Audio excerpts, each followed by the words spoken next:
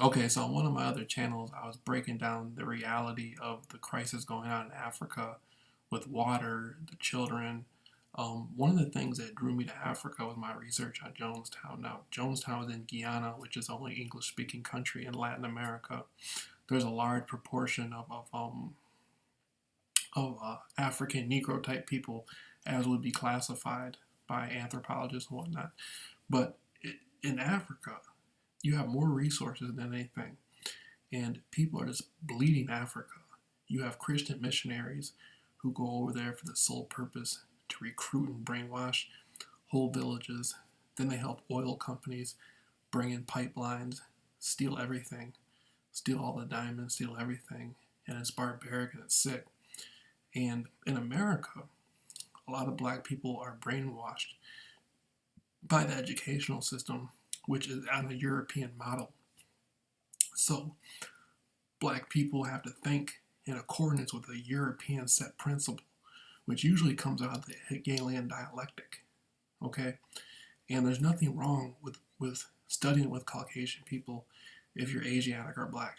But the school system is not oriented towards a black person success in life. It's oriented towards how Caucasian European type people view colored people as you're going to think like them. You're going to even the calendar you go off as a Gregorian calendar. Um, the whole structure is set up after a Roman Catholic uh, British type approach, and you know there's all sorts of things in the black community that people don't know about. Like people will ask me, like some white girls will ask me, why do black people beat their kids so hard?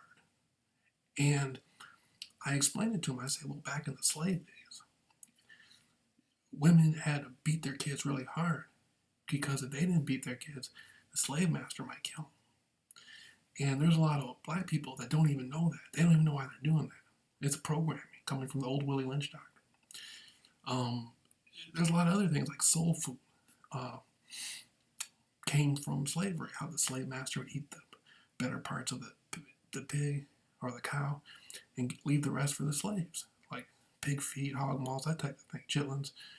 Um, but there are other European countries like Scotland who are already eating chitlins anyway. So um, there's all different sorts of educational things that black people should be getting that they don't get in mainstream schools to learn more about themselves, to learn more about their community. I'm mixed, so I have both types of ancestors. But I dropped out of school, and I'm proud I dropped out of school. Had I not dropped out of school, I would have never been able to teach myself and learn what I needed to know.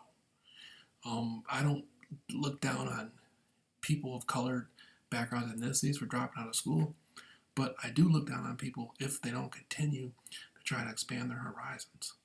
There's a lot of people who come out of prison who learn a lot more than you could ever learn in a college because they take the time to study.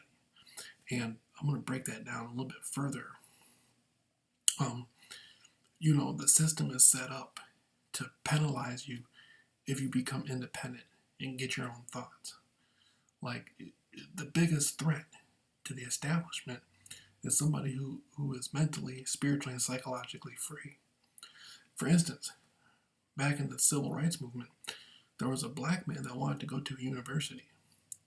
They had him put in a mental institution and said he was crazy because because they said he was a nigger who wanted to learn how to read and learn how to think. So they put him in a mental institution. That's how white people, European people are. I'm not disrespecting. I know I got a lot of white fans and stuff, but that's how European people are. They just do stuff to people like that for no reason. And so I think people should get more into the library, get more into studying.